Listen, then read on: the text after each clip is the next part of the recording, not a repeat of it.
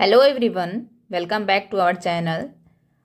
इस वीडियो में हम सीखेंगे बीएससी, एमएससी या पीजीटी लेवल 11-12 में जो भी कंपटीशन एग्ज़ाम होता है उसमें most important topic elimination reaction, जिसे हम विलोपन अभिक्रिया भी कहते हैं। ये बीएससी और एमएससी के लिए इम्पॉर्टेंट है ही, साथ ही हमारा कंपटीशन एग्ज़ाम में पूछा जाता है एलिमिनेशन रिएक्शन से रिलेटेड क्वेश्चन। तो स्टार्ट करते हैं आज का टॉपिक एलिमिनेशन रिएक्शन। तो सबसे पहले देख लेते हैं एलिमिनेशन रिएक्शन होता क्या है, विलोपन अभिक्रिया क्या है।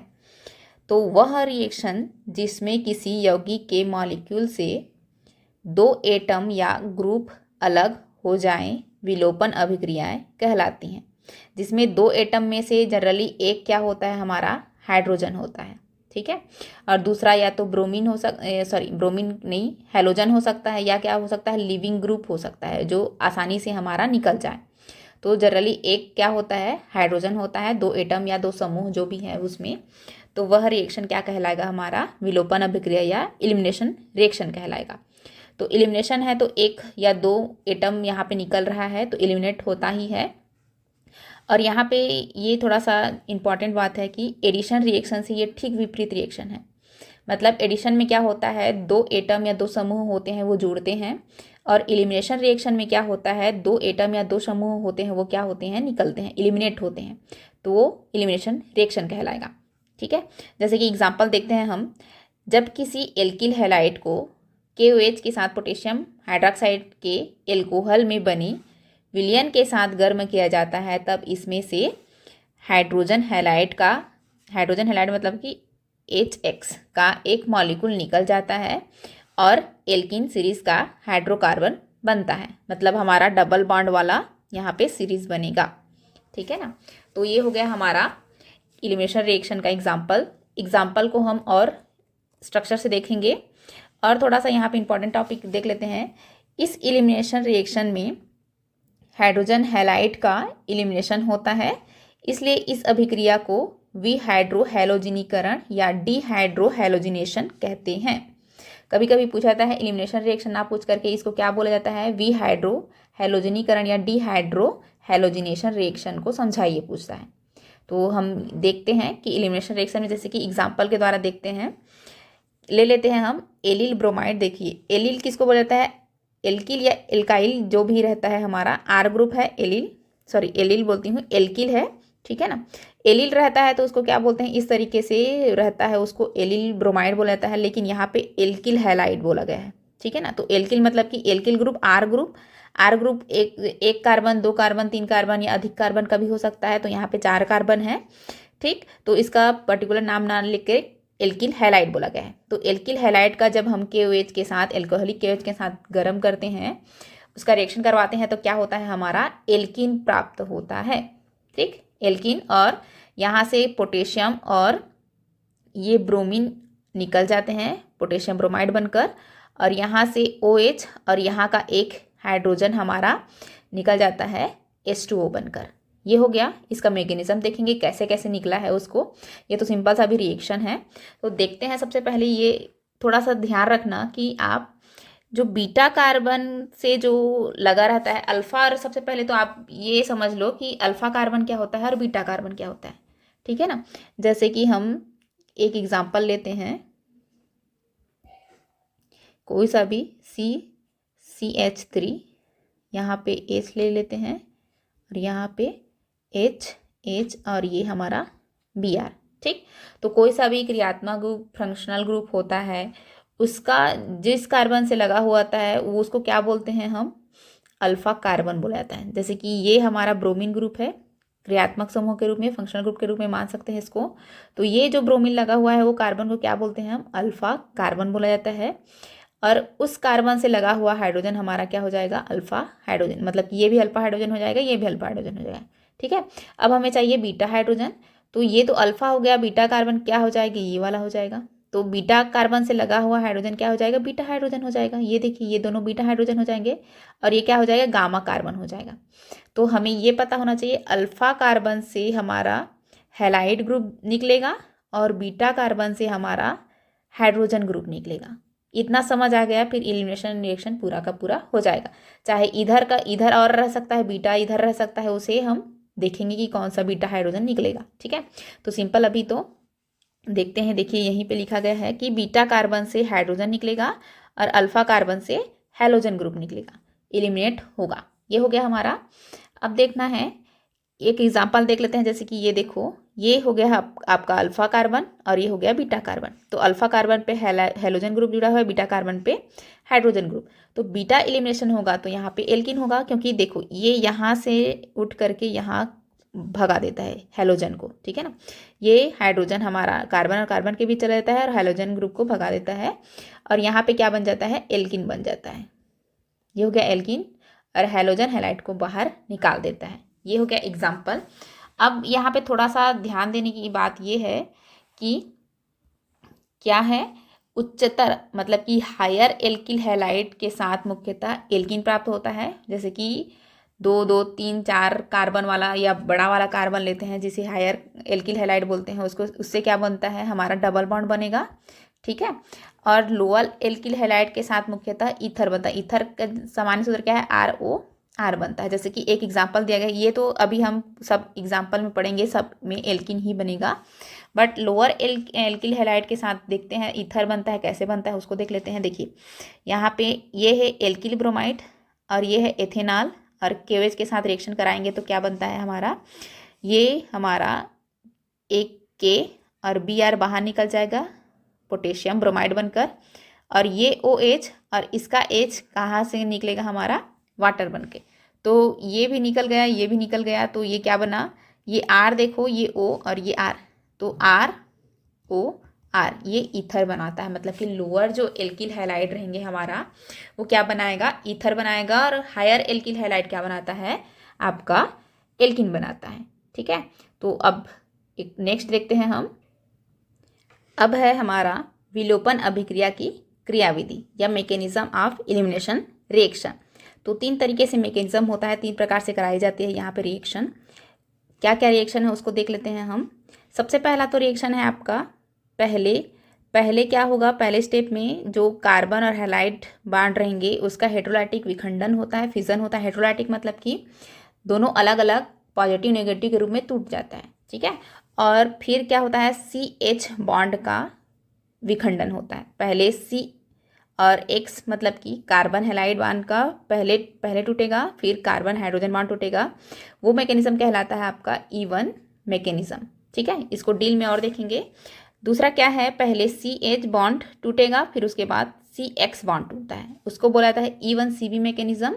और तीसरा में होता है जो CX और CH बॉन्ड होता है वो साथ साथ विखंडन होता है, टूटता है, जुड़ता है। ठीक है, उसको बोला जाता है E2 मैकेनिज्म। तो 3 तरीके से यहाँ पे हम मैकेनिज्म फॉलो करने वाले हैं, तो एक एक करके सबको समझते जाते हैं। सबसे पहला मैकेनिज्म होगा हमारा E1 या एकाणुक क्रियाविधि, या क्या बोलते हैं, यूनिमोलिकुलर मैकेनिज्म बोला जाता है इसको। तो स्टार्ट करते हैं ये वाला। इस मैकेनिज्म के 2 स्टेप होते हैं। ठीक है, मतलब कि 2 स्टेप रिएक्शन होगा ये, पहला स्टेप और दूसरा स्टेप में। और फर्स्ट स्टेप में जो कार्बन हैलाइड बॉन्ड है वो टूटता है और कार्बोकेटाइन बनता है। आपको ये ध्यान देने की बात है कि इसमें आपको लिखना पड़ेगा कि कार्बोकेटाइन फॉर्म होता है। ठीक है, और देखेंगे इसमें एक एक में कि कार्बन एनायन बनता है कि इसमें कार्बोकेटाइन बनता है। कभी कभी ये भी पूछ देता है कि कार्बोकेटाइन E1 E2 या E1CB मैकेनिज्म किस में बनता है करके, तो हमारा किस में बन रहा है, ये E1 मैकेनिज्म में बन रहा है। ठीक है, अब स्टेप बाय स्टेप करते हैं। जैसे कि हम बोले हैं यहाँ पे 2 स्टेप रिएक्शन होता है। 2 स्टेप रिएक्शन होगा, कैसे होगा उसको देखते हैं। देखो यहाँ पे ये टर्सरी हैलाइड है। ठीक है, ये क्या है हमारा टर्सरी हैलाइड। ठीक है, टर्सरी हैलाइड क्यों बोल रहे हैं, देखो जिस जो हैलाइड आपके कार्बन से लगा है वो 3 कार्बन से, मतलब कि 3 कार्बन वाला 3 हाथ से जुड़ा हुआ है, इसलिए टर्सरी हैलाइड। और ये टर्सरी हैलाइड को हम स्लो रिएक्शन करवाते हैं। तो स्लो रिएक्शन करवाते हैं तो क्या होगा, ये हमारा हैलाइड निकल जाता है। ठीक है, ये हैलाइड निकल जाएगा तो नेगेटिव चार्ज के रूप में निकलेगा, और ये इसको कार्बन को क्या कर देगा, यहाँ पे पॉजिटिव कर देगा। ये हो गया आपका पॉजिटिव चार्ज। देखिए यहाँ पे पॉजिटिव है ये, तभी तो हम बोल रहे हैं ना कि ये कार्बोकेटाइन बनाता है करके। ठीक है, तो कार्बोकेटाइन बन गया आपका पहला स्टेप में। अब दूसरा स्टेप में क्या करता है, सेकेंड स्टेप में कार्बोकेटायन तीव्रता से बेस को एक प्रोटॉन देकर एल्कीन बनाता है। सामान्यतः विलायक एवं बेस का कार्य करता है, सामान्यतः विलायक स्वयं बेस का कार्य करता है, जैसे कि हमारा, और ये थोड़ा सा ध्यान रखना आप, जो टर्सरी होता है, टर्सरी हैलाइड, ठीक है, टर्सरी हैलाइड ऐसे लिख देती हूँ मैं। टर्सरी हैलाइड में जनरली हम SN1 और E1 मैकेनिज्म फॉलो करते हैं, ठीक है। SN1 मैकेनिज्म भी हम पढ़ने वाले हैं, पहले E1 मैकेनिज्म देख लेते हैं। तो टर्सरी हैलाइड में E1 होता है, ये भी थोड़ा सा ध्यान रखिएगा। और जो सॉल्वेंट होते हैं वो टर्सरी में भी काम करते हैं, प्राइमरी में और आपका सेकेंडरी में भी करते हैं, ठीक है। तो बेस यहाँ पे ज़रूरी है। सेकेंड स्टेप में बेस होता है, वो हाइड्रोजन को ले लेगा, जैसे कि देखिए यहाँ पे बेस यूज़ किए हैं, ये बेस क्या करेगा, ये हाइड्रोजन को लेगा और ये हाइड्रोजन क्या करेगा, यहाँ पे देगा, तो ये बैलेंस हो जाएगा आपका कार्बन, जो कार्बोकेटायन था वो हट जाएगा, ठीक। तो इसीलिए यहाँ पे डबल बॉन्ड जनरेट हो गया है और बेस है वो क्या कर लिया है, हाइड्रोजन को निकल गया है।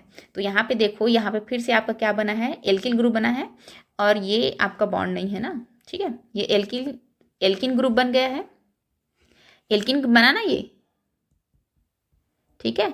एल्किन किसको बोलते हैं, जो एक मिनिमम एक डबल बॉन्ड हो, ट्रिपल बॉन्ड में एल्काइन बोला जाता है, ठीक है। तो हमारा एल्किन बन गया। देखिए 2 स्टेप रिएक्शन हो गया। फर्स्ट स्टेप में हमारा क्या बना है, एक्स ग्रुप बाहर निकला है या हैलोजन ग्रुप, लीविंग ग्रुप बोल सकते हो, कार्बोकेटायन बना है। वो कार्बोकेटायन क्या कर रहा है कि बेस की उपस्थिति में हाइड्रोजन को एब्स्ट्रैक्ट करके, बेस एब्स्ट्रैक्ट करके निकल गया है और यहाँ पे डबल बॉन्ड जनरेट हो गया है। ये हो गया हमारा E1 का सेकेंड स्टेप। और लिख सकते हैं कि E1 मैकेनिज्म का फर्स्ट स्टेप स्लो व वेग निर्धारक पद होता है। वेग निर्धारक को क्या बोलते हैं, रेट डिटर्मिनिंग स्टेप बोलते हैं, ठीक है। तो कैसे होता है वेग निर्धारक स्टेप की, ट्रांजिशन स्टेट में ओनली वन मॉलिक्यूल RX ही सम्मिलित होता है, इसलिए इसे यूनिमोलिकुलर इलिमिनेशन या E1 इलिमिनेशन कहा जाता है। जैसे कि मैं बता रही हूँ, ये फर्स्ट स्टेप स्लो स्टेप है, देखिए स्लो स्टेप है, ठीक है। तो स्लो स्टेप के हम रेट डिटर्मिनिंग स्टेप देखते हैं, तो उसको हमेशा याद रखिएगा, लेफ्ट साइड में कितना मॉलिक्यूल भाग ले रहा है। तो यहाँ पे कितना है, टर्सरी हैलाइड एक ही है, इसलिए इसको E1 मैकेनिज्म बोला गया है, यहाँ पे लिखा हुआ है वर्ड में, ठीक है। उसी का मीनिंग है कि E1 बोला गया है। तो रेट ऑफ रिएक्शन क्या बोल सकते हैं हम, कि टर्सरी हैलाइड है उस पर डिपेंड करता है, स्लो के जस्ट लेफ्ट में देखना है हमें, राइट में नहीं देखना है, ठीक है। तो ये रेट ऑफ रिएक्शन हमारा हो जाएगा फर्स्ट ऑर्डर रिएक्शन या E1 एलिमिनेशन रिएक्शन बोला जाता है। ये हो गया, ये यूनिमोलिकुलर रिएक्शन बोला गया है, ठीक। 1 का मतलब यूनिमोलिकुलर है। अब क्या बोला गया है कि तृतीयक एल्किल हैलाइड और कुछ secondary alkyl halide E1 mechanism का पालन करते हैं, ठीक है। सेकेंडरी हैलाइड में सॉल्वेंट की उपस्थिति के कारण ये फॉलो होता है, लेकिन टर्सरी हैलाइड में सिंपल सा हम सॉल्वेंट भी नहीं यूज़ करेंगे, बेस यूज़ करते हैं, उसमें भी टर्सरी हैलाइड में हमारा E1 एलिमिनेशन रिएक्शन होता है, ठीक। फिर क्या बोला गया है कि E1 रिएक्शन में रीअरेंजमेंट की संभावना होती है, इसलिए कभी कभी रीअरेंज्ड प्रोडक्ट प्राप्त भी होते हैं, कि सिंपल प्राप्त नहीं होता है, रीअरेंज्ड प्रोडक्ट भी प्राप्त हो जाते हैं।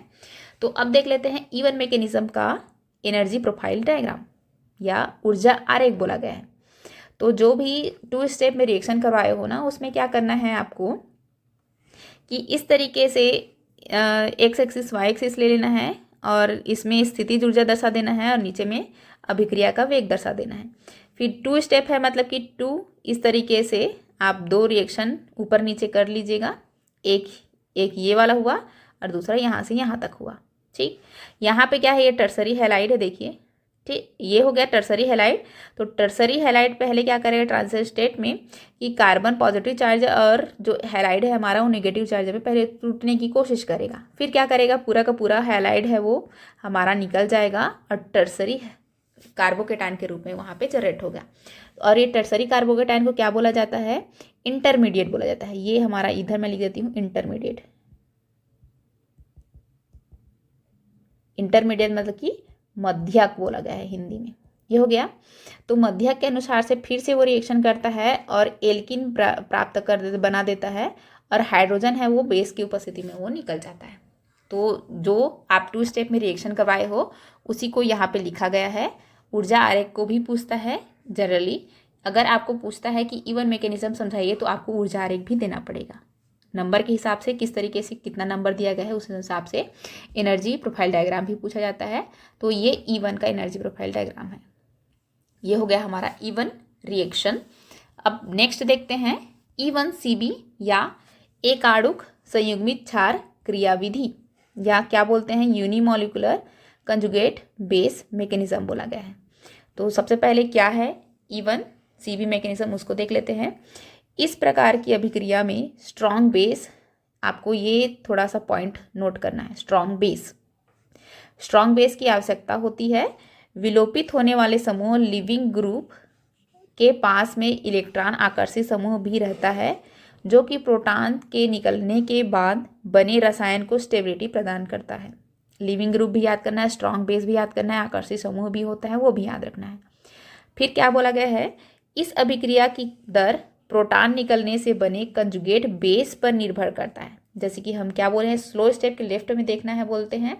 तो जो भी हमारा स्ट्रॉन्ग बेस जो प्रोटॉन निकालता है, तो जो बनता है आपका नेगेटिव चार्ज वाला रसायन, ठीक, उसको क्या बोलते हैं, कंजुगेट बेस बोला गया है, उसी पर निर्भर करता है बोला। रिएक्शन में देखेंगे किस तरीके से, पहले तो थ्योरी देख लेते हैं। ठीक है। तो अब क्या है, यह सेकेंड ऑर्डर की अभिक्रिया दर का पालन करता है, जबकि हम क्या बोले हैं कि E1 है, मतलब कि हम ये सोचेंगे कि ये फर्स्ट ऑर्डर रिएक्शन है, बट यहाँ पे सेकेंड ऑर्डर रिएक्शन फॉलो करेगा। वो कैसे करेगा उसको भी रिएक्शन के माध्यम से ही देखेंगे। और क्या बोला गया है, यह भी एक 2 स्टेप मैकेनिज्म है। जैसे कि E1 मैकेनिज्म था 2 स्टेप रिएक्शन, ये भी 2 स्टेप मैकेनिज्म है। फर्स्ट स्टेप में बेस एल्किल हैलाइड से हाइड्रोजन को अब्स्ट्रैक्ट करके एक कार्ब एनायन इंटरमीडिएट बनाता है। E1 में क्या बना रहा था, कार्बोकेटायन बना रहा था। यहाँ पे क्या बनाएगा, निगेटिव चार्ज वाला कार्ब एन आयन बनाता है। और क्या बोला गया है, यह इंटरमीडिएट सेकेंड स्टेप में X माइनस मतलब कि हैलोजन को निष्कासित करके एल्किन देता है। वहाँ पे भी एल्किन दे रहा था E1 में, यहाँ पे भी एल्किन ही देगा आपका। तो अब देखते हैं इसको रिएक्शन के माध्यम से। जैसे कि देखिए ये हमारा बेस है, बेस क्या करेगा, हाइड्रोजन को एब्स्ट्रैक्ट करेगा, ये गया यहाँ लेने के लिए। तो इसमें ये क्या करेगा, कार्बन पे नेगेटिव चार्ज जनरेट करेगा। तो कार्बन पे नेगेटिव चार्ज ये हो गया, ये कार्ब एनायन है, कार्ब एनायन, और ये हमारा एल्कोहल बना के वो बेस निकल गया है। ये फास्ट अभिक्रिया है, ये देखना थोड़ा सा। E1 में पहला अभिक्रिया क्या हो रहा था आपका, स्लो हो रहा था, यहाँ पे फास्ट होता है। अंतर यही है, उसमें पहला स्टेप स्लो है और इसमें फास्ट है। फिर ये कार्ब एनायन है, या क्या बोलते हैं इसको, कंजुगेट बेस भी बोला जा सकता है, क्योंकि नेगेटिव चार्ज है तो ये कंजुगेट बेस बोल देती हूँ मैं यहाँ पे। तो कंजुगेट बेस स्लो अभिक्रिया है, ठीक। तो ये क्या करेगा, ये नेगेटिव चार्ज यहाँ जाएगा और ये ब्रोमीन को बाहर निकाल देता है। तो ये ब्रोमीन को बाहर निकाल देगा और ये डबल बॉन्ड जनरेट करेगा और ये क्या हो जाएगा आपका, एल्किन बन जाएगा। तो यही थ्योरी में लिखा हुआ था कि जो रेट डिटर्मिनिंग स्टेप है हमारा वो स्लो है और कंजुगेट बेस पे डिपेंड करता है। तो इसलिए हम बोल सकते हैं इसको E1CB mechanism, conjugate base mechanism बोला गया है। अब थोड़ा सा देखते हैं यहाँ पे और क्या क्या बोला जाता है कि अभिक्रिया की दर सेकेंड स्टेप से नियंत्रित होती है, जो केवल एल्किल हैलाइड के कंजुगेट बेस कार्ब एनायन की सांद्रता पर निर्भर करता है। वही बोले हैं, वही है कि इसी पे निर्भर करेगा आपका। इस कारण इसे E1CB मैकेनिज्म कहते हैं। ये हो गया। एग्जाम्पल देख लेते हैं और क्या क्या है। देखिए यहाँ पे ये हाइड्रोजन है ना, फ्लोरीन ही नहीं है। NaNH2 को सोडामाइड बोला जाता है, सोडियम एमाइड को सोडामाइड बोला गया है। तो ये क्या करेगा, ये हाइड्रोजन को ले लेगा, हाइड्रोजन को ले लिया मतलब कि कार्बन आयन बना लिया। फिर ये फास्ट अभिक्रिया होगा, फास्ट स्टेप होगा। फिर ये कार्बन आयन क्या करता है, यहाँ पे जाएगा, फिर से एक फ्लोरीन को बाहर निकाल देगा। तो ये हमारा फिर से एल्किन बना, ये हो गया। ये फर्स्ट आपका एग्जाम्पल है। सेकेंड एग्जाम्पल देखते हैं हम। देखिए यहाँ पे क्लोरीन है वो भी बाहर निकलेगा। सोडामाइड क्या कर देगा, अल्फा हाइड्रोजन को लेता है। देखिए ये कार्बन है और ये हमारा अल्फा कार्बन है, तो उससे हाइड्रोजन को लेगा। और इधर से भी देख रहे हैं तो ये भी हमारा वही है, तो इसलिए ये एसिडिक हाइड्रोजन है उसको लेगा।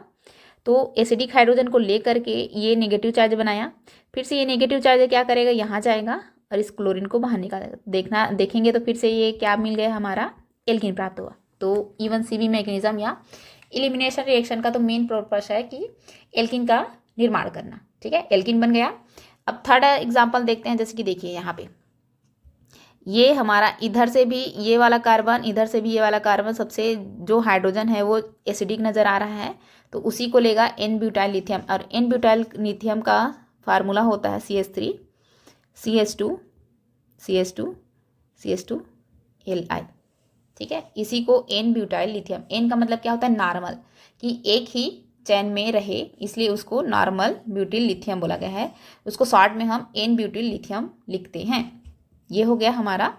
अब क्या करेंगे कि ये देखो, ये एन ब्यूटिल लिथियम इस हाइड्रोजन को लेकर निकल जाएगा, फिर नेगेटिव चार्ज बनाएगा। ये नेगेटिव चार्ज क्या करेगा, फिर से यहाँ पे रहेगा और ये लिविंग ग्रुप को बाहर निकाल देगा। मैं बोली थी कि हैलोजन हो सकता है या लिविंग ग्रुप हो सकता है, तो OMS क्या है हमारा अच्छा लिविंग ग्रुप है, तो वो बाहर निकल जाएगा। फिर यहाँ पे डबल बॉन्ड जनरेट हो जाएगा, देखिए यहाँ पे CH2 लिख सकते हैं, तो हमारा फिर से क्या बन गया, आपका एल्किन बन गया। ये मोस्ट इंपॉर्टेंट है, ये नेट गेट सेट के लिए भी ये क्वेश्चन आया हुआ है। ठीक है ना, प्रॉपर इसी को तो दिया गया है, इसी को और इसको, ये दोनों मोस्ट इंपॉर्टेंट है। तो ये हो गया हमारा E1CB। थोड़ा सा अब रेट देख लेते हैं। बोला गया है कि E1CB मैकेनिज्म, तो ये होना चाहिए था यूनिमोलिकुलर रिएक्शन और सेकेंड ऑर्डर रिएक्शन होना चाहिए, सॉरी फर्स्ट ऑर्डर रिएक्शन होना चाहिए था, बट होता क्या है सेकेंड ऑर्डर। कैसे होता है देखो, रेट किस पे डिपेंड कर रहा है, कंजुगेट बेस पे डिपेंड कर रहा है। तो कंजुगेट बेस हमारा क्या था, सबस्ट्रेट और बेस था, बेस को ऐड किए थे सबस्ट्रेट में तभी वो हुआ था। तो इसको हम इसका इसमें पुट करते हैं तो क्या होगा, ये वाला प्रोपोर्शनल कांस्टेंट को हटाते हैं तो के आता है हमारा, के प्रोपोर्शनल कांस्टेंट होता है, और सबस्ट्रेट और बेस तो ये दो पे डिपेंड कर रहा है, इसलिए सेकेंड ऑर्डर रिएक्शन कहलाता है। थोड़ा सा इसको ध्यान रखना, नहीं तो E1 देखने से ऐसा लगता है कि ये फर्स्ट ऑर्डर रिएक्शन है, बट होता नहीं है। ये हो गया हमारा सेकेंड ऑर्डर रिएक्शन। तो E1CB मैकेनिज्म इतना में कंप्लीट हुआ। अब तीसरा देखते हैं। तीसरा क्या था हमारा, E2 या द्विअणुक क्रियाविधि, या इसी को क्या बोलते हैं, बायोमोलिकुलर मैकेनिज्म बोला गया है। वो दोनों यूनिमोलिकुलर या बायोमोलिकुलर था, यूनिमोलिकुलर था। ठीक है ना, ये बायोमोलिकुलर है। तो ये देख लेते हैं थ्योरी क्या है। इस मैकेनिज्म में CX और CH बॉन्ड दोनों एक साथ विखंडित होते हैं, इसको पहले भी देख चुके थे। बेस है वो बीटा हाइड्रोजन एटम का प्रोटॉन के रूप में अब्स्ट्रक्शन करता है, ये भी देख लिए थे कि बीटा हाइड्रोजन को लेता है। और अल्फा में क्या होता है, हैलाइड ग्रुप या लिविंग ग्रुप होता है, तथा इसके साथ साथ ही अल्फा हैलोजन एटम भी निकल जाता है और डबल बॉन्ड बनाता है। मतलब कि एक साथ जो भी कार्बन हैलोजन या कार्बन हाइड्रोजन है वो एक साथ निकलता है और ट्रांजिशन स्टेट बनाता है। नेक्स्ट स्टेप क्या बोला गया है कि हैलोजन एटम अपने साथ इलेक्ट्रॉन पेयर ले जाता है तथा हाइड्रोजन अपना इलेक्ट्रॉन पेयर डबल बॉन्ड बनाने के लिए छोड़ देता है। वही है, देखते हैं कैसे छोड़ देता है। इस प्रकार यह वन स्टेप मैकेनिज्म है जिसकी ट्रांजिशन स्टेट में पार्शियली डबल बॉन्ड होते हैं। तो देखते हैं एग्जाम्पल के द्वारा क्या क्या बोला गया है। देखिए, बेस क्या करता है, एक साथ होता है ये रिएक्शन। तो ये बेस ये हाइड्रोजन को ले लेगा, ये हाइड्रोजन क्या करेगा, यहाँ पे डबल बॉन्ड जनरेट करेगा, पार्शियली डबल बॉन्ड, और ये ब्रोमीन को निकाल देगा। फर्स्ट स्टेप रिएक्शन है। ठीक है, तो हम एक ट्रांजिशन स्टेट को बनाने के लिए क्या करते हैं, डेस डेस, जैसे कि बॉन्ड बन रहा है उसको भी डेस डेस लाइन से, और जो बॉन्ड टूट रहा है उसको भी डेस डेस लाइन से शो करते हैं। ठीक है, ये समझ आ गया। तो देखो यहाँ पे बेस और हाइड्रोजन के बीच बॉन्ड बन रहा है, इसको हम डेस डेस लाइन से शो कर सकते हैं। ये बॉन्ड टूट रहा है, ये भी डेस डेस लाइन से शो कर सकते हैं। यहाँ पे बन रहा है, यहाँ पे भी डेस डेस शो कर सकते हैं। ये टूट रहा है, यहाँ पे भी डेस डेस शो कर सकते हैं। तो इसी डेस डेस को मैं यहाँ पे लिखी हूँ ट्रांजिशन स्टेट। देखिए यहाँ पे, तो यहाँ पे हमारा डेस डेस वाला हो गया। ठीक है, ये ट्रांजिशन स्टेट हो गया। अब देखो ट्रांजिशन स्टेट, जैसे कि इसको हम लिखेंगे तो ये बेस के साथ ये जो हाइड्रोजन है वो बाहर निकल जा रहा है। देखिए बाहर निकल गया। अब ये ब्रोमीन पूरा का पूरा बाहर निकल जा रहा है नेगेटिव चार्ज के रूप में, उसको भी बाहर कर दिए। अब देखो यहाँ पे CH2 और यहाँ पे बीच में क्या हुआ, हमारा डबल बॉन्ड आया है। फिर से ये क्या बन गया, हमारा एल्किन बन गया। तो एलिमिनेशन रिएक्शन में तीनों रिएक्शन में क्या बन रहा है, हमारा एल्किन ही प्राप्त हो रहा है। अब देखो ये है आपका स्लो स्टेप और ये है आपका फास्ट स्टेप।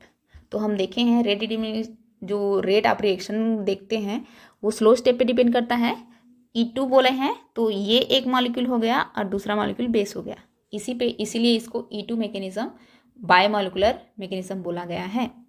अब देखो क्या बोला गया है, चूंकि यह वन स्टेप रिएक्शन है जिसमें 2 मॉलिक्यूल RX व बेस वेग निर्धारक ट्रांजिशन स्टेट के फॉर्मेशन में भाग लेते हैं तथा संपूर्ण रिएक्शन की दर RX और बेस दोनों की सांद्रता पर निर्भर करती है, तो वही है रेट क्या है हमारा, एल्किल हैलाइड और बेस पे डिपेंड करता है, इसलिए बायोमोलिकुलर रिएक्शन है।